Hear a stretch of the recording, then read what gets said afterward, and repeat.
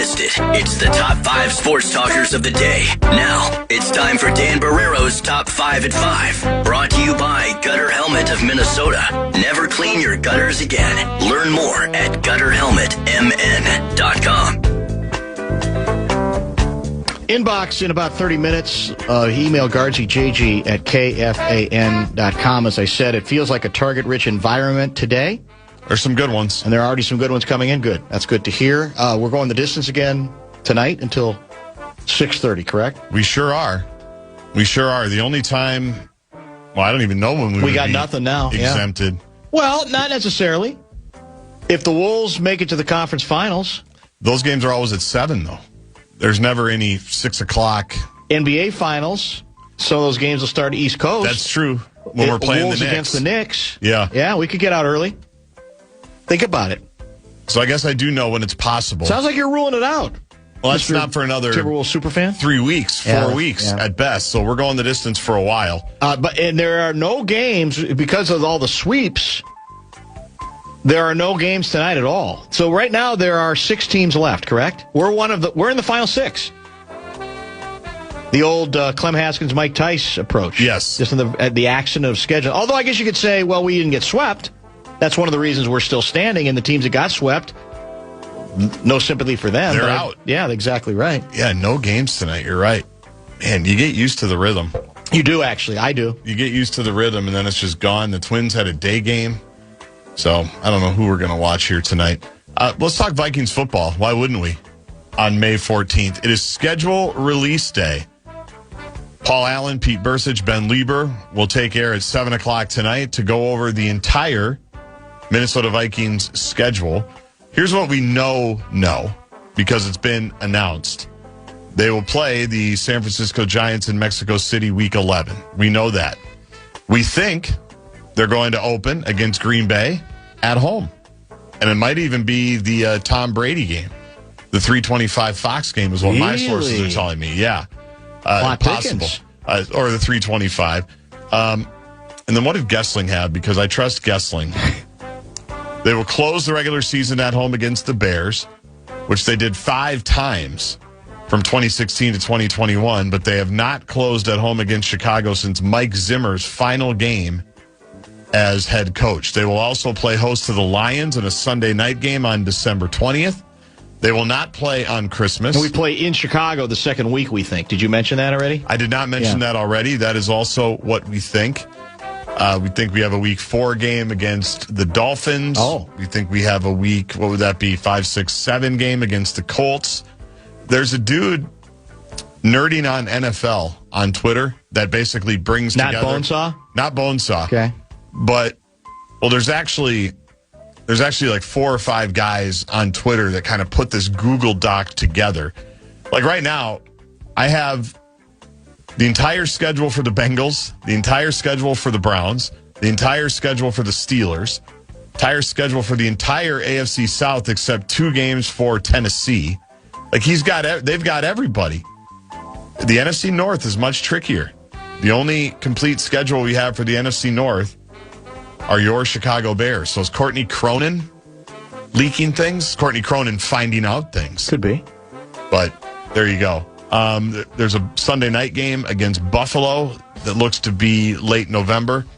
And so we'll know all of it at 7 o'clock. I have an irrational love for this day because we know who we're playing. We know where we're playing.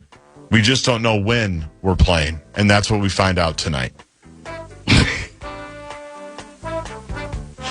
Fallness never disappoints. You'd think Fallness would have his tail between his legs right now. He's renamed his burner account Gaardsy's Top 5 at 5-ish. Let me read you what he wrote. Also, you know what? I was thinking about this. How did Fallness do that? He has access to the text line because he uses them for Tom Reed's hotline. Oh, that's right. And Beyond the Pond. That's dangerous. I wondered, because we're the ones that put names on those things. Oh, yeah? Oh, yeah? Yeah, you can't name yourself. You can identify yourself. He's cracked the code. Well, it's not much of a code. Here's what he writes. Shocker, another Top 5 at 5 leading with basketball, hashtag gobsmacked. And you're getting ripped by the hockey community. Why is that? Well, because Habs versus Sabres are on tonight. What do you mean nothing to watch, JG? Well, I was talking about, like, our games. And you got some apologizing to do to the Minnesota Lynx. Do I? Prime game tonight at 7 o'clock, taking on Dallas.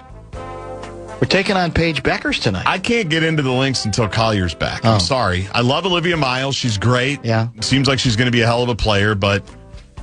And Collier, by the way, we haven't talked about it. Every indication is like we're worried about Quinn Hughes re-signing. I'd worry about Nafisa Collier. I don't know if you've picked up on those tea leaves. What I've heard is Collier has said, if you can guarantee me Hughes is staying, I'll stay.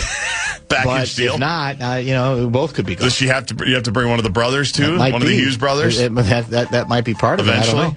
I don't know. We'll save it for the Abyss. But did you see? I don't know who the clown is, but there's somebody who's now decided is now referring to Caitlin Clark as the Linsanity I saw that. Of the WNBA, as in Jeremy Lin. Yeah, I saw that. It's as good as it gets. But that's one of those where it's so stupid. It's so obvious, yeah. It's not even worth a mention, but it is. But I get it. Yeah. It's just so I'm not going to name his name, but it's just... It's so dumb. And he seemed to be based on the fact that Beckers beat her already this year in one game. Yeah, one game. I think they both had good numbers in the game. I don't even remember, and Beckers is I don't think anybody says Beckers ain't very good, right? No. But people forget that Beckers missed like 2 full seasons. Right. She would have, not saying she would have been Caitlin Clark in terms of the impact that Clark had, because that was just a meteoric rise coming from Iowa City. But Beckers, she was player of the year in the country her freshman season, and then had 2 horrible injuries. Anyway, if Fallness wants me to talk hockey, I can do it. The Minnesota Wild, for the first time in their franchise history, blew a 3-0 lead in the playoffs. I saw heard Nordo today talk about they're the only team in NHL history to take a 3-0 lead after the first period, record fewer than 10 shots the rest of the way, and lose. They can hang that banner next to the 2008 Northwest Division banner, the only one we have there. Be careful what you wish for, Fallness. At Grand Casino Arena, and the team of 18,000 banner. We could put that banner right up next to them, as they won their first series for the first time since 2015, and then played well enough last night to give up that 3-0 lead, which is nearly impossible to do.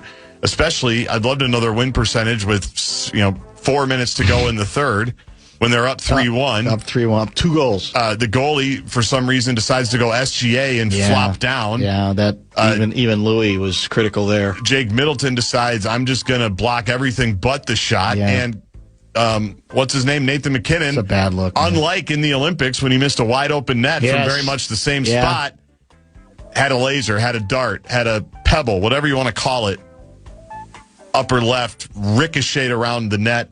Wild would lose in overtime on another spectacular defensive play. Here's John Hines. Like I said, we were ready to play. We took the lessons out of it, and the guys laid it on the line, and when you go after something like this, right, there's going to be 2 sides of the coin. One is, you're going to win, which is a great feeling, and when you lose, it's an empty feeling. I know I'm feeling empty. Hard not to feel empty after. There's no Game 6 tomorrow night. We can remove the stanchions from 7th and West Kellogg. There will be no road closure for the outdoor party. Do we know what time that game would have been? I don't know if it had been established or not. If there was a way to do it, there's your doubleheader. If it was, it's probably not realistic, but let's say for whatever reason, the Wild game was like 6 o'clock. You start there. Yeah, I know. Now, it's going to be difficult probably to get, but then maybe you miss the start of the Wolves game. So you go to 2 Game 6s in the second round. Never happened before. And still hasn't happened. And probably will never happen again. No, it is funny, though, the national people are reminded just how dire it's been around here. Yeah. You mentioned the sports gods in the 3 o'clock hour. It's another good Abyss segment. We need to write this one down. Okay. Because I tweeted it last night, too. What did we do to the sports gods? What was the bet, the deal we made with the devil? Was it Blackjack Morris? Was it given Blackjack the 10th inning? Like, if was that the moment, the Tom Kelly, Jack Morris meeting where the sports gods said, we got to give it to this guy? Yeah. But what are we going to do? What are they going to do for us in return? Well, the next 40 years are going to be rough. You're saying where it originated? The origin story of our sports curse. Yeah. There have been a number of theories advanced over the years, but we could explore that. I think we need to do a deep dive. We could do that because our audience will come up with some good ones. Yes, they will. that we probably wouldn't have thought about. Is somebody saying, 952 guy, did you hear the national guys say in Minnesota they call them breezers, and they also call themselves a state of hockey? Are we the only ones that call them breezers? It must be, because Is that true? I thought that was a national term. So did I. Yeah. So it's new. I've never lived anywhere else, really, and I just recently became a hockey dad, so I'm not sure. But I was confused by that dialogue as well, that everybody else calls them hockey pants. Is it like the duck, duck, gray duck? Duck, duck, goose thing? Maybe it is. I don't know. Is it like soda and pop? I learned something new. If it's true, I had no idea. Is it like we're the only ones that don't call it mini? Like, we don't like it. We Russo don't like calls it mini. He does, but that's just to antagonize. You think he does that purposefully? I know he does that purposely. It's a fact. It's fact versus fiction. Not even a thought. Your Minnesota Twins won the series, back-to-back series wins now. They beat the Miami Marlins. Zebby Matthews, nice outing in his debut, 7 scoreless Didn't we have a well-pitched game last night, too? We could have. I was watching hockey. Murderer's row in our pitching staff. Yeah, it's the little game we play. We tease people, and Buxton is hitting home runs at a record rate.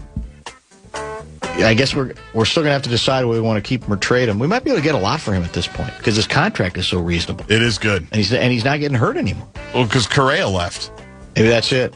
Correa was the one. Didn't Correa just get some freak injury again? Yeah. In the other day? Yeah, that's what I thought. I heard the other day that Correa was not the greatest for Buxton's availability, which I'd never really heard before. Interesting. In other words, he maybe have encouraged him to come back out to the whirlpool. You're fine. You don't have to play.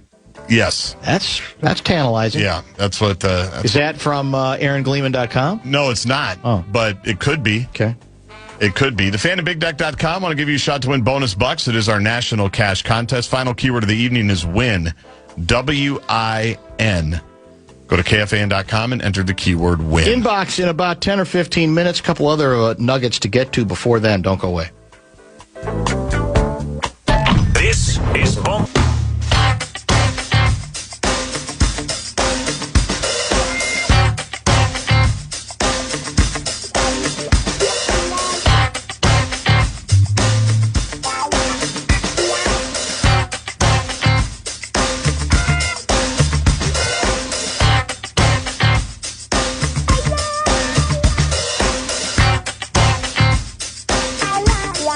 A 612 guy wants to know how many subscribers Gleeman now has. The latest update there, I believe it's 2.3 million. The last number I saw, that's unofficial. Yeah.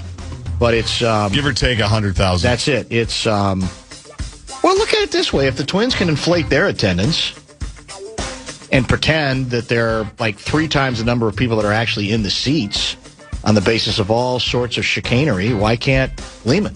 I'm not saying he's doing that. I'm saying we could do that on his, in our effort to champion his cause. I don't think that'd be that bad of a deal. Couple more texts before we open up the inbox at the bottom of the hour of this program. What is by the way, what is the Lynx record? Do you know? I think we lost. We just lost our most recent game. Yeah, that's what I thought. Yeah. I want to say we're 1-1. Have we played more than? If I missed a third game, I don't know. Dr. Phil writes they're 1-1 with a game tonight. Game in hand against Paige Beckers in Dallas. Apparently, Minnesota, Wisconsin, and parts of Michigan refer to the garb as breezers. My ex-wife is from Canada and had never heard the term. Yes, they are called hockey pants everywhere else. So that makes it sound like it's more than just Minnesota. Yeah, more of a Midwestern thing, I guess. But it was news to me that it wasn't. Universal. I played in California. They don't know what breezers are. And I think I have to win to be the state of hockey. Well, preaching the choir on that, believe me. I've gotten to that argument several times before without much success. What else do we have here? 7:10 puck drop. Viewing party was in play. Oh, that's Fallness again? What we would have had if we'd had a game 6. 7:10 puck drop. Yep. Viewing party was in play. And then you look at it. Well, what does that mean? Game 6 was at home. Would have been at home. Viewing party. They did an outdoor one as well. The outdoor thing, yeah. Which they did for Game 3, which was awesome. It looked incredible. Yeah. And tomorrow, if you've heard the forecast at all today, tomorrow it's sunny with a high of 87. I know. It would have been just an epic day. Yeah, 87. And we would have felt good. Let's say we had a 4-1 victory last night. Just a dominant performance. Volstad was good. The buzz would have been great. It would have been great. Dr. Phil also saying, and we have, in terms of curses, for a lot of people, it goes back to the bottle of, I think, was it Corby's that was thrown at Armin Terzian, the referee in that Drew Pearson game. We won, though. We had 2 World Series after that. For the Vikings, it might be. That's true. I think maybe that's more the Vikings curse. That's true. But that one has come up from time to time. Wondering if you or Gaardsy have been keeping up with the Fran McCaffrey fallout down in Iowa City. Do you know anything about this? I do. A well-established sports reporter, Keith Murphy in Des Moines, would always MC Coaches versus Cancer. And at some point, McCaffrey wouldn't show up as long as he was still the MC. Yeah. There are also a number of other incidents, which is apparently related to McCaffrey's wife flipping off fans, yelling at refs and reporters. It's very interesting. Does somebody just do like a fresh deep dive on that? Well, I don't know why it came up, but there was... Fran's red face still making news in Iowa City. Well, that is the funny part that people didn't think about. Mrs. Fran's red face may have been redder at times, which is often the case. That's not breaking any news. No. That the spouses, a lot of times, don't handle things as well. I've got some letters that I could show you. Yeah, we all do. Yeah. Everybody does. Yeah. It's usually the family members that don't take it as well or don't handle it as well. But yes, it was something... I watched the clip. I know those guys, Murph and Andy. Mm-hmm. It happened where Gary Barta. So is that a radio show, Murph and Andy? Yes. Okay. I think right now it might be a podcast. What is it, on the ticket? Not on the ticket. On the Zoo? I think they're the guys, actually. It's one of the great stories ever. They basically got laid off by the company, and Des Moines revolted so badly that that's impressive. That our company, that iHeart said, okay, rescued them? You're back. Okay. Yeah, we're idiots. We're the idiots. I mean, we all know about radio layoffs. They happen all the time. And They said the town and the sponsors revolted so badly that I think it was those guys, they got brought back. But Gary Barta had done basically a secret contract extension for Fran, and they never announced it. And then somebody found out about it, and the guy, Keith, basically on his radio show said, if you think highly enough of your coach to give him an extension, you should be willing to share the good news of that with your fans. And basically saying a secret contract extension is kind of a shady thing to do. Yeah. Well, the coach and his wife basically took that as, I see. You don't deserve it, and you want me fired. And I guess it was tense at this banquet, and so that doesn't sound like Fran's red face to me. Unfortunately, I think it is par for the course. Yeah. Unfortunately, so that's what that's about. God, who was the wife? It was a coach. This was years, and this has got to go back 20 years minimum. And we're hosting, I want to say it was the first and second round NCAA playoffs. This was at the Metrodome. Okay. And I'm there. It's the night session, late game. Oh, it was Jeff Ruland, former NBA player, and I think by then he was coaching. Was he coaching Iona? I don't remember where. And I'm sitting side by side with Roofsy, former producer of the show, going way back. And we keep hearing this loud voice, I mean, just like over the top. We don't know who it is. And it turns out to be Jeff Ruland's wife in the crowd. And she must have noticed us kind of continually looking back at her. And she just starts screaming at us. What are you looking at? Look at the court. What are you doing looking at me? Very strange, yeah. But there are a lot of interesting tales when it comes to... And, it's the old deal of loyalty, and you don't want to see your coach husband get obliterated or get ripped. In this case, we were just watching the game. Just curious with the noise behind us. And she seemed rather feisty. Jeff Ruhlin was a very feisty big man. She seemed feisty herself. Well, so birds of a feather. That's, something to that. They flock together. Minnesota's dead last in the number of championships for the four main men's professional sports. MLB 2, NHL donut, NBA donut, NFL donut. Well, I think we've established that before, right? I guess it's worthy of reintroduction. Doesn't surprise anyone, though, correct? Example, this is from Brother David of a mean spouse letter, please. McHale's wife. I went after, this was during all the Joe Smith saga. Oh, yeah. And it got, I don't know if I even saved it, but it was, and, again, I actually wasn't offended by it because you're going to defend your significant other, and I get it. I understand that situation, but it was vivid. I'll just put it that way. It was very, very, very vivid. That would probably be the number one example. There's a few others, but that's at the top of the list. I mean, Glenn Mason's ex-wife. Yeah. Maynard's. Just staring dagger. Well, that not just then, like in the press conferences after games, she'd come in and just mutter stuff, under her breath, just looking at me like I'm dirt, and then muttering stuff. And then at Maynard's, like you said, when the first time he came on, that's how we reestablished the on-air relationship. And she was just. If she'd had a dagger, I'd have been stabbed. Yeah. I'd have been dead. There's not any question about that, because I think she would have used it. Not any question about that either. Bottom of the hour, let's get to some inbox stuff. Gaardsy says there's some good, intriguing letters to discuss. We'll get to those, and we'll continue to monitor via Hip Cricket the Bradshaw and Bryant KFAN text line. Don't go away. Find out who, when, and where the Vikings will play this fall when the NFL...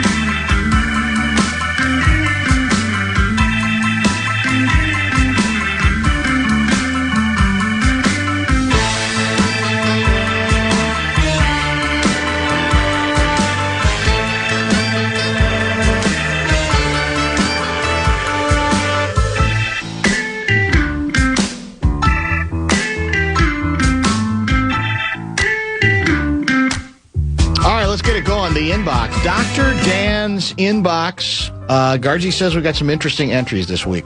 It's time for Dr. Dan's inbox. Letters. Oh, we get letters. We get your letters every day. Every Thursday, right around 4:30, JG at KFAN.com. And now that we are on the precipice of the abyss, it'll probably be more consistent Thursday.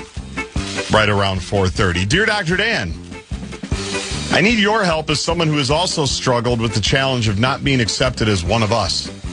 I'm trying to become more Minnesotan, and it actually felt like I was getting there a couple of weeks ago. We had a small window of time. Our sports community had both NBA and Stanley Cup finals on the top of their minds. The positivity and belief we could fight through the loss of multiple starters and key role players, having our backs against the wall, and a national viewpoint that we were done was infectious and energizing. It felt a lot like the attitude and culture in New York during those years when D. Jeets, myself, and the Bronx Bombers continually ripped the hearts out of this state's baseball team. Lately, though, I'm seeing small things like blowing a 3-0 lead and being in complete control of the Avs, as well as my own favorite basketball team succumbing to a small shot to the neck, a few missed threes, and a smothering defense from the Spurs take the wind out of everyone. Should I become one of us, Dr. Dan, and simply expect this, shrug my shoulders, roll over, and take it? Or should I continue to bring the win-at-all-cost mentality that we have brought here the last 4 years? I really do want to be one of us, Dr. Dan. But does that mean I need to suffer through at least another 34 years without a championship? I'm looking for guidance as I sit courtside again tomorrow night. This from A. Rodriguez. Interesting. A. Rodriguez. Well, my assumption was that Chris Finch is safe, regardless of whether we get eliminated tomorrow night. And if the Wolves do get eliminated, a conversation we need to have probably early next week is how we would compare and contrast the Wolves getting knocked out in round 2 in 6 games and the Wild getting knocked out in 5. And we should probably wait to see first that they get eliminated, which I don't think is a sure thing. And secondly, the way they play in Game 6. But because we have, the Wild have injury issues that have been discussed ad nauseum. The Wolves have injury issues that have been discussed too. The X factor about the future for this team, I don't think it's T. Conley. I think it's A. Rodriguez and M. Laurie. I mean, generally speaking, I believe they seem to want to reinforce the stability bit. But we don't know. We don't know what they're going to do, coming to T. Conley's office if the Wolves get eliminated. I have no idea how patient they're going to be.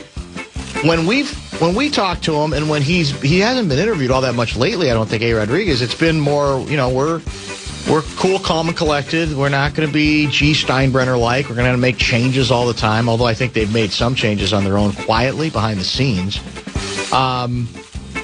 So I'm curious to see where they come in on the financial side, what they allow T. Conley to do, and how aggressive they might be about, well, this status quo isn't working for us.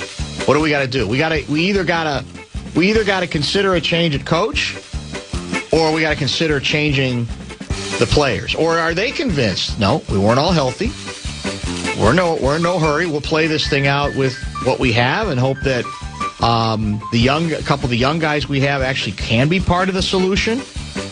And we'll hope for the best regarding the recovery of DiVincenzo. I don't know. I'm kind of curious about that, aren't you?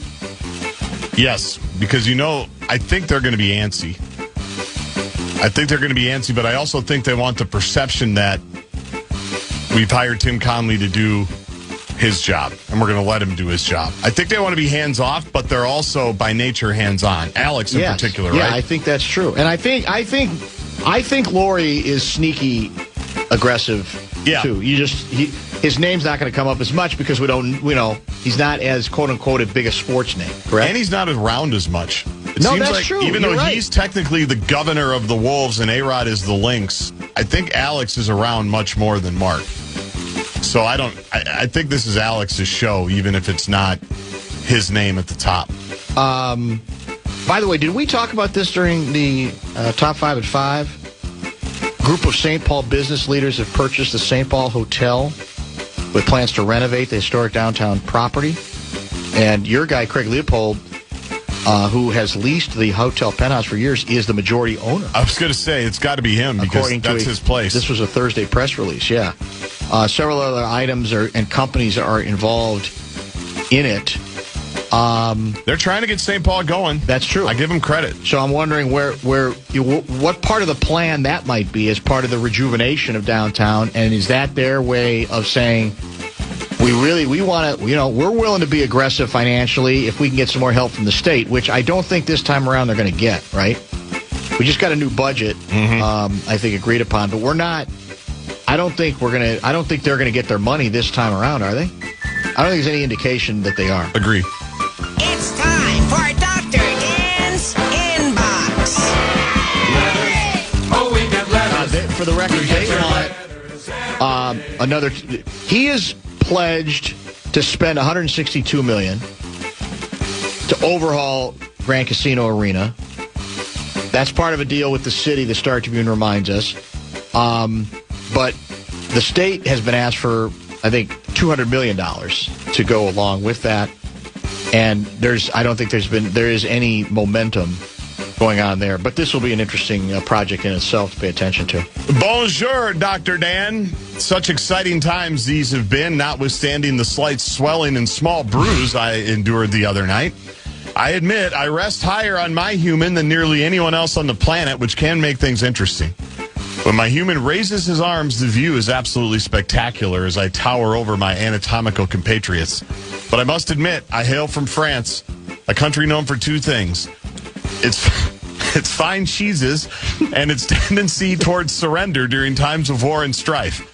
Imagine my surprise when I found myself heading for a violent confrontation with the neck of one N. Reed. Contact was made. N. Reed's Adam's apple took the brunt of the blow, While my human seemed oddly unaware of the ramifications of this confrontation, I knew right away an ejection was coming. Please send my best regards to the throat of Mr. N. Reed and tell it I meant no lasting. Au revoir, V. Wembanyama's elbow. Is there anything better than in the introductions when, I don't know which networks have the players introduce themselves, and some of them give their college they went to, and in Rudy Gobert's case, he just says, France. I think it's NBC. The way he says France. Yeah. I love it. Can't get enough of it. Rudy Gobert. Our Gobert. Maybe out of the starting lineup this tomorrow night. I doubt it, but a possibility. I'm going to miss the French in the inbox because we've had it for the last couple of weeks. We have, that's true. I'm going to miss that either way when this series is over. But that can continue with Rudy, can't it? It could, Gobert? theoretically. Do you think the Wemby part is a big component? Wemby. We've gotten a lot of Wemby in the inbox. Yeah. If I set the over-under at Wemby points for Game 6 at 30, are you going over or under? That's pretty high. That's high. I'm going to go under. Probably go under. Yeah, that's probably not even a good number because I don't know what it tells you because of the way they play. If he scores 16 in the first quarter, maybe get back to me if he scores 16 in the first quarter again, like he did the other night, where he just did everything. I've got to believe that he's going to get booed a lot tomorrow night in a way that I don't think we bothered to last game. Agree. Right? Because so much seemingly has happened since that game. Yep. It feels like a lifetime of things have happened. You're right. My guess is he's going to be public enemy number one in that game, don't you think? Especially if there's like a foul where he just like flails all over the place and falls. Yes. And we get called for the foul. Absolutely. Yeah. Because that was already starting a little bit. There was already a little Wemby tension before he decided to throw an elbow. But yes, I agree with you totally. It's time for Dr. Dan's Inbox. We should have started a fracas. We'll never know how the series might have been different. Dear Dr. Dan, I'm new to the area, not sure I'll be staying long, but I feel like I could pass on some words of wisdom to the local hockey club, since I've actually had the privilege to hoist Lord Stanley's Cup. Number one, a puck that is shot on net may just be a puck that goes in the net. For instance, just yesterday, I shot 3 pucks on the net, and 2 of those went in a mere 12 minutes of ice time, I might add. Number 2, a puck that is not shot on net is a puck that will not go in the net. Further example, my teammate as recently as yesterday shot 0 pucks on the net, therefore no pucks went in the net for him. Number 3, if you make more money than anyone else in the universe to play hockey, you should shoot pucks on the net. That's it. Just some life lessons I've picked up over the years. Thought I'd pass along. N. Felino. That's very well played. Well, again, I tried to use that on El Nani because he's trying to stand tall for 90. On behalf of 97. And I said, but you're the guy who's always told me shoot the puck at the goal. Stop being too fancy. Stop being too cute. And that text or that email seems to play to which Felino is that from? M. Felino? N. That's from Nick. That's from N. Felino. N. Felino, who scored twice. That's true. That's a good point. In a mere 12 minutes. Yeah, how about that? As he reminds you. Yeah. Well, you want to hear one of the more remarkable conspiracy theories that have been thrown out? There are people blaming the head coach for losing that game by making the decision to put N. Felino back on the ice late in regulation so that he'd have a chance to get an empty net goal to get the hat trick. Does that sound a little preposterous to you? It sounds a little preposterous to me. A little bit. Yeah, it's a big leap, I mean, if you could prove that, that would probably be fireable, right? But I think that might be a little bit difficult to prove.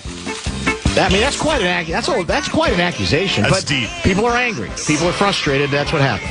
This is what happens when you have 8:30 puck drops for a month. Yeah. None of us have slept. We're emotionally invested. We're going back to back with Wolves and Wild almost every night, late into the night, late weekend nights, the whole deal.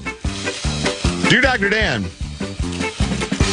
why did the Vikings-Falcons game get brought into this wild mess from last night? By the way, that loss was not my fault. If R. Smith wouldn't have kept running out of bounds, R. Griffith didn't drop an easy interception, R. Cunningham didn't underthrow R. Moss in OT, R. Cunningham didn't fumble before halftime, or M. Morris would have hiked the ball normal on my kick. Don't get me started on M. Berger. We would have won that game. You heard Coach D. Green. The snap was high. From now on, please only use my name in a positive way, like when P. Summerall said, I haven't missed in 2 years. That from G. Anderson. Well, again, we've probably explored and reviewed all the tentacles related to that game and even interviewed some of the principals, including Robert Smith, R. Smith, several times. And it's the gift that keeps on giving, because if you don't mind the torture of it, if you're a Vikings fan. Yeah, I'd say it's one perspective. Every time you go back and review it, you can find three other things looking back, because hindsight's 20/20, saying, well, if that had the old butterfly effect, if that had been done on that, you can go all the way back to the first quarter of that game and pick out stuff to say, well, that contributed to it and that contributed to it. And if you just take away this one play, everything else might have been different. It's a haunting spectacle, but it also is a very target-rich environment there, because there were so many strange twists and turns. I guess we shouldn't be surprised about that, given what a heavy favorite the Vikings were that day and how shocking the ultimate result was, especially to the W Blondes. It's time for Dr. Dan's Inbox. Oh, we get letters. We get your letters. It's a quick one. Every day. Dear Dr. Dan, who needs 95 miles an hour? We've forgotten the art of pitching, wouldn't you say? B. Ober. Yeah, B. Ober was it 2 nights ago? Yeah. That he was brilliant? Yeah. Yeah. Well, yeah, I mean, there's the league. I mean, baseball is more than ever, when it comes to pitching, about velocity, right? And power. Allegedly. That's what they tell us. That's also probably why so many injuries as well, arm injuries, seem inevitable almost every month. Dr. Dan, hails back to a day when it was about finesse. It was about finding other ways to confuse the hitter, largely by changing speeds, moving the ball in and back out, up and down. And, of course, at its very best, we're talking about G Maddox. But, I don't know. I mean, I don't know. Like I said, Dr. Dan is having a very hard time processing anything that's M Twins related. But he's going to stand by his belief that we shouldn't feel obligated to go belly up the moment they have another good 2-week period and suddenly feel guilty about not spending an extraordinary amount of time on your favorite baseball team. You reap what you sow. They have created an environment that I think makes it difficult to hang with it, A, to believe in it, and B, to want to invest in it for reasons that we've gone over a multitude of times. And I think just because time goes by, those things don't change to me. Now, if we get to September and the team's in first place by 8 games, I guess then on September 1, if the Twins are in a playoff position, we'll probably have to acknowledge them. But I don't think before that we really have to. I think September 1 should be the cutoff. Okay, we can do that. Yeah. So sometime around the middle to the end of the State Fair. Yeah, that would be... But not at the beginning of the State Fair. I don't think we should have to. Okay. I'm perfectly fine doing that. All right. I'm perfectly fine with that. It's time for Dr. Dan's Inbox. Oh, we get letters. We get your letters every day. Dear Dr. Dan, I'm wondering how you got an advance copy of my new book. I do know you're not done reading it, though, because Minneapolis has 0.4 strip clubs per 100,000 people. Portland, Oregon has 1.92 strip clubs per 100,000 people. There's research on this? Apparently. Wow. The last chapter is a breakdown of my top 10 in the state. Maybe you, Jay Gard, P. Kessler, need to take your show on the road. That or Kessler needs to be on 2 days a week. One for the A section and the other for the XXX or double D section. Let me know what you want to do. El Ragoose. That sounds like an El Mondello guy. No, he didn't write that one? No, he didn't. Another regular El wrote it. Ragoose. El Ragoose in his new book. Yeah. Well, if you're wondering what the hell he's referring to, the Kessler segment sometimes goes pear-shaped, and we end up deviating into a direction that we don't see coming, largely because we can be, the text line can be dangerous, but the text line also can be nourishing at times and inspired. And in this case, I just mused. How did we start on it? I don't remember the beginning, the origin of it, of a strip club conversation. I was playing a bunch of the Kessie sound bites. Yes. Including a strip. I was at a strip joint yesterday. And from there, it evolved into famous or historic exotic dance clubs in the great state of Minnesota. And I guess I had no idea how overwhelming the response would be. Everybody's got one. Everybody's got one, and they covered all different sections of the state, right? And that's what the letter then is related to. Now, I don't know how you figure out, why would Portland have such a high per capita number of great question strip clubs? I think my favorite name that we didn't talk about yesterday, by the way, and Kessler would love this. I wish he was here. It's in Fargo, I think Minnesota sent me the DM. There's one called Northern Exposure, and it's just topless. Okay. Hence the name, Northern Exposure. I see. Brilliant. It's brilliant. That is a pretty good name for one. It's a genius name. My assumption is there are a lot fewer of them than there ever were before, but I guess I don't know that. Because a lot of them I think that were sent don't exist anymore. Right, that's true. I think there's a lot of that's going on. I'm laughing. I remember when we had the one near the Dells. One of them closed, and they had it was a fire. There was a controversial fire, that's like when what it was arson. Yeah, that's what it was. And so then what was the name of that? It's right on 94, isn't it? I don't remember. I thought it was right off the Elk Mound exit at 94. Yes, that's what it was. Yeah. Because we asked if Randy was involved. That's why. That's it. And there was some kind of benefit for it. And the whole deal. We had a lot of fun with that. Yeah, Carl was very evasive on that, which made us wonder whether there was some kind of connection. Is that it for the inbox? No, we got a couple more. Oh, okay, go ahead. It's time for Dr. Dan's Inbox. Oh, we get letters.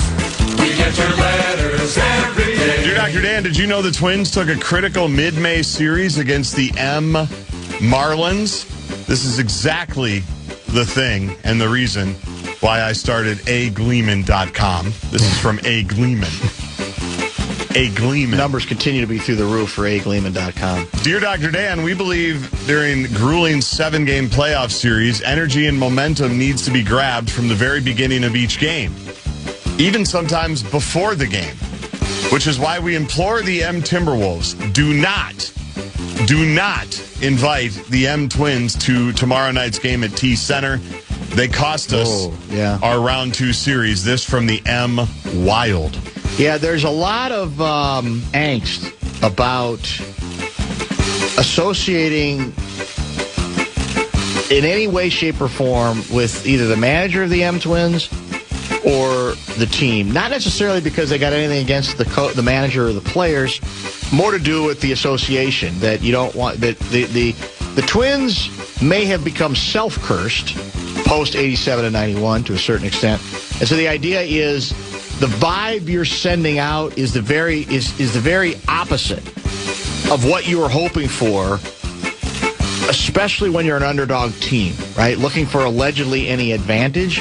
I'm not sure one thing has anything to do with the other, but when you're a fan, that's how you think, right? I mean, you put 2 and 2 and 2 together and think that it might equal 10. Let's do one more. All right. It's We hadn't heard from this guy in a while. Dan's Inbox. We got any more Vikings schedule updates? I haven't been looking. All right. We're 30 minutes from the drop. Minutes, yeah. Dear Dr. Dan, I know Minnesota sports fans can be skeptical of dual sport athletes. That said, I've been thinking, if the Wild ever needed a guy with soft hands, good vision, mental toughness, and a background in elite level hockey, I might be willing to listen. I'm still pretty comfortable on skates, haven't lost it completely, and honestly, I might have some time. Not trying to cause a media circus, so please keep this between us. This from Jay McCarthy. That would be. Isn't 9, though, in the rafters already? Isn't Koivu's number, hasn't that been retired? Did we retire that number? I think we did, Much remember? to the chagrin of many Koivu haters. Yeah, remember? I think his number was retired. Did we strip him of the C, though? The C was not on the banner. On the banner? People did ask, which I love. Pretty sure. You know what all this reminds Dr. Dan of? It's such a sweet memory that I think largely goes unappreciated or not appreciated at least enough. The Jay Lemaire days. Much maligned here. All the hockey purists, unsightly hockey to watch, unbearable. Why don't you make the game interesting? And I said, I lost myself in Jay Lemaire's eyes. I said, I can't get enough of him. I can't get enough of his interviews. Can't get enough of the accent. And I can't get enough of the fact that look at how many decades later we're still trying to match what he did. And was it our third season? How early in the history of the team was it that we went to the conference finals? That would have been our third season. It's our third season. 01, 02, 03. Yeah. That's astonishing. And don't you think, in terms of sports runs, they didn't win it, I get it, but given how new they were and given that, you want to talk about talent compared to what we have now, it should be one of the all-time, I guess you could say runs. Yeah. In the history of Minnesota sports. Yeah. But it's not yet been topped with all the multi-million-dollar talent we have there. Still didn't get as far as he did. And we might have gotten further if Jaguar hadn't cheated with all those changed the rules. Thickening pads that they pads got were rid too of big. after him, right? That's a classic. We always talk about the rule changes that mess with us. Shooters. Like Shooters was the club in Wisconsin. Good call. Yeah. Like the Parisi and Suter contracts, and like a year later, though, they changed everything, and then we got jobbed by that. Yes. Second apron wasn't a thing until, the Wolves are good, and we've got 2 Supermax guys. Suddenly we can't keep them both. The NHL changing the pads only after, the overtime rule got changed after Ben Lieber's pass interference in the 2009 championship game. Like, they changed all these... Kyrie Irving and the Jaden McDaniels After the foul. fact, you're saying. After the fact. Yeah. Like, they changed Jiggy's pads. Some good that did, Jay Lemaire or W. Walls or Abe Brunette. So many of these things done a bit earlier. It so happens we could profit to us, from them. And then everybody else benefits from it. Yeah. Well, I guess you could put up banners for that, but they're not very satisfying. But we have you led to significant rule changes. We might have an NBA title if Kyrie Irving didn't foul Jaden McDaniels. You often ask people to check in from where they are around the world. Maybe expand that request to where they are around the world and what is their favorite strip club in that area. maybe during the Abyss. Yeah, it's coming up quick. We'll pick a day to Don't do laugh. exactly. That'll probably happen. Dr. Dan's inbox. Very good stuff here. Excellent letters yet again. We'll come back and we'll catch up on if there's any new Vikings schedule steam. Don't forget, the entire radio broadcast crew follows us tonight with reaction. At 7. Actually, it's 7 o'clock, because that's when it drops, to the very latest for the official National Football League schedule results. If we got some new Vikings nuggets, we'll pass them along next. Dan Barrero. Worry is part of our life. We wake up, we worry. We go to bed, we worry.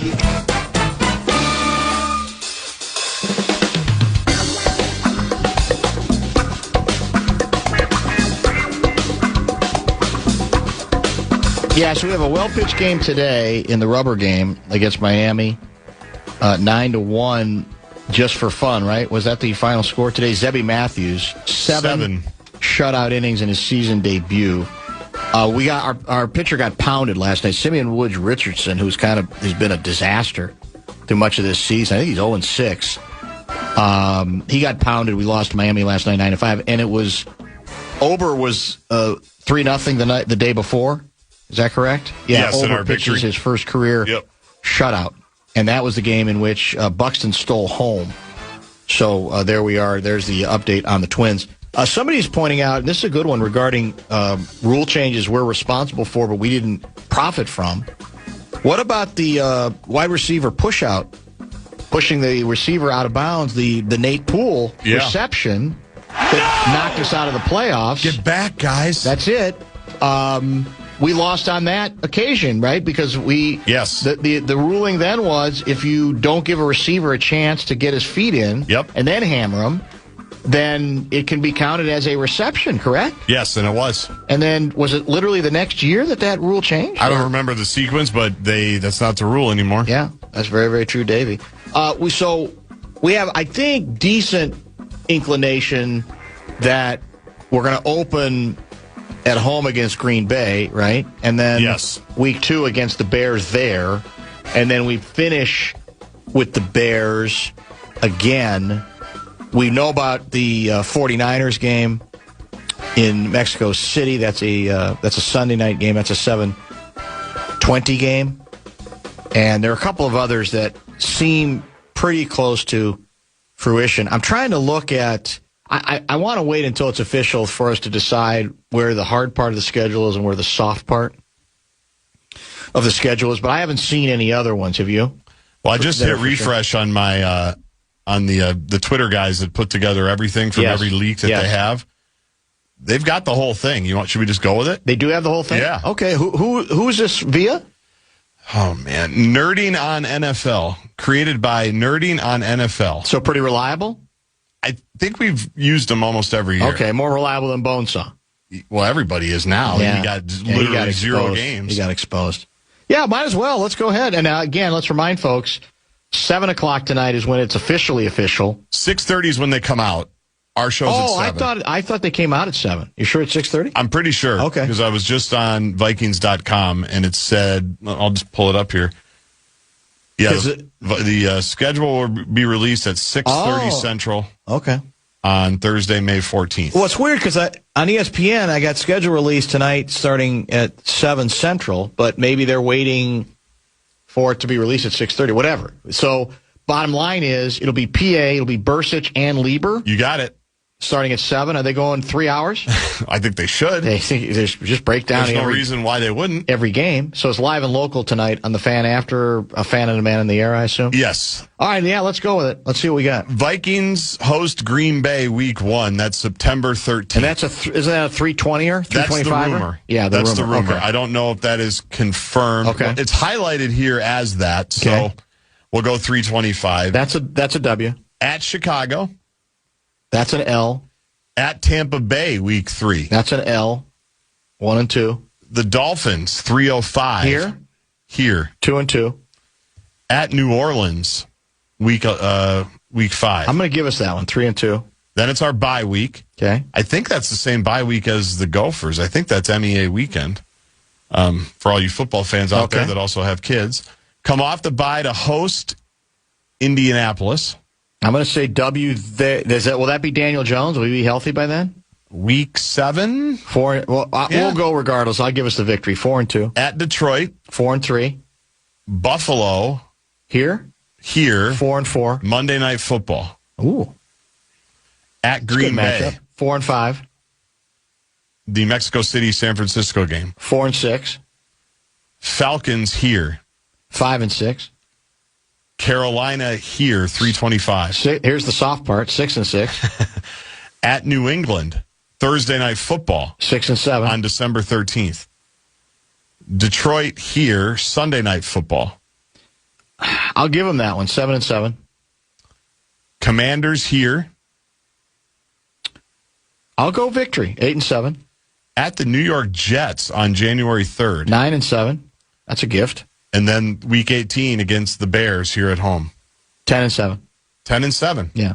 So you're in the mix. You're not going to win the division probably. Although, again, the Bears could well come back to the pack, no pun intended, because of the difficulty of their schedule.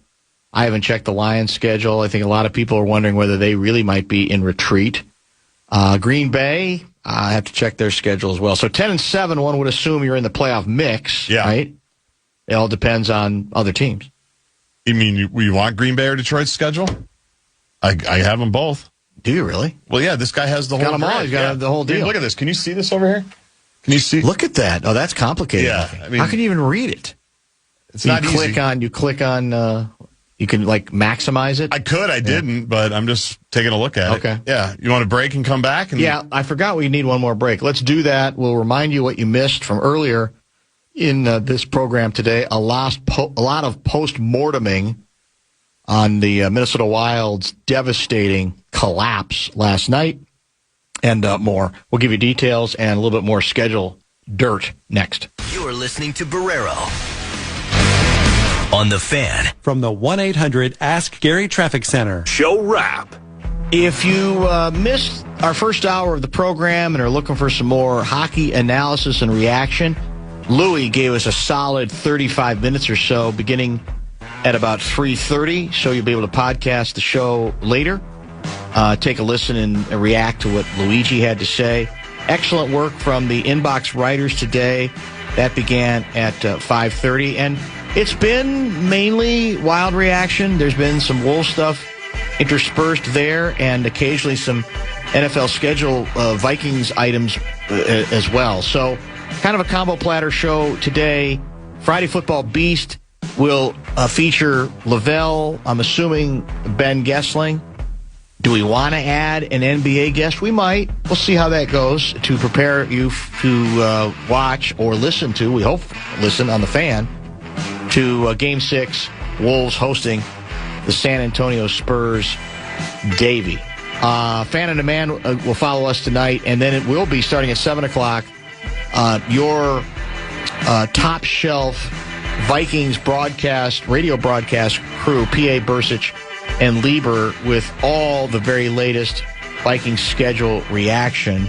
Anything else new that on the Vikings? Well, we gave the whole schedule, I guess, but what we believe to be the entire schedule ahead of the 6:30 drop. I love it. If you trust, I don't remember what you call the Nerding on NFL. Yeah. Nerding on NFL. Well, some of it certainly fits with what we'd already been told via other leaks. Anything interesting for Green Bay? Oh, let me see. Well, Brett Blakemore's bitter because week 1, Micah Parsons isn't going to play. He doesn't love playing. He's not going to be ready? Yeah. No, we're going to be rusty. Yeah, he's already fear and loathing. It's like, you're not going to win the Super Bowl anyway, so just enough. Just stop. Right.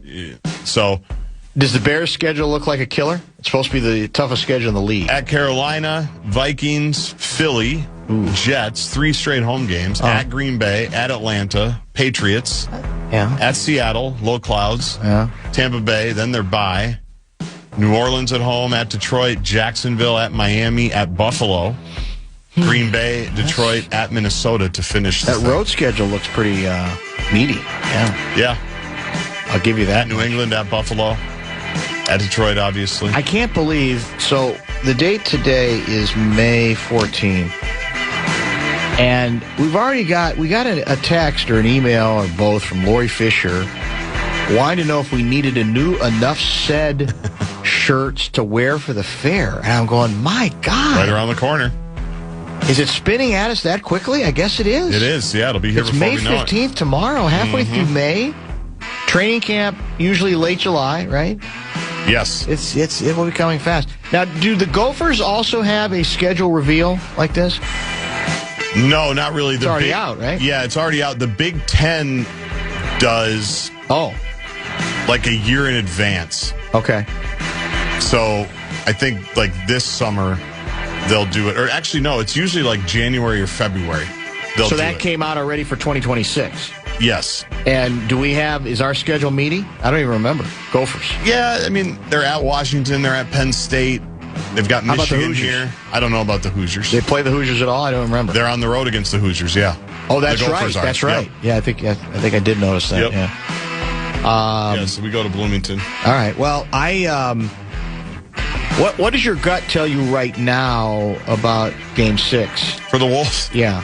Are you still kind of in that, I can't ever count them out? Yeah. But are you a little bit... Everything's on the table. That's the Wolves. Yeah. Anybody that says, I know this about the Wolves, I just think you're fooling yourself. Sam Mitchell said it best. I love this team. I love the mentality of this team, but they play so dumb sometimes. Paraphrasing what he said yesterday. Pretty close to what he said. That's the Wolves. Yeah. That's the essence of the Wolves in one sentence. Yeah, it might have been a little stronger when he called me the night of the game. He tried to couch it, but he was pretty blunt and pretty direct. And That's I thought pretty right on, man. And that if you missed that conversation with Sam yesterday, I heartily recommend you go back and find that. Larry Mondello guy writes, Dan made his prediction of 10-7 for the Vikings. Now for a slightly easier task, can he predict what PA's prediction will be? I'm going to say PA's going to say, if they go through it the same way, 13-4. I think it's 15-2, 11-6. Oh, he'll play it down. Okay, a little bit of it. Okay, 11-6 is a good safe prediction. Yeah. Okay.